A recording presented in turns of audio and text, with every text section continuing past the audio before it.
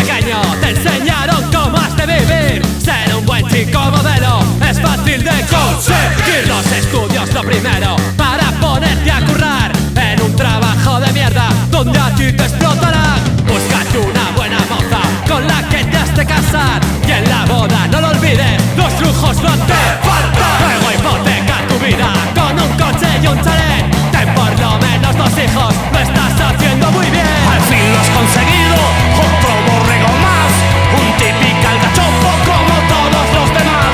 No hiciste nunca nada por propia voluntad, tus padres orgullosos, cachopo vida style, cachopo vida style. Eres un pobre infeliz, todo Dios se ríe de ti. Solo eres un mamón, vacilón.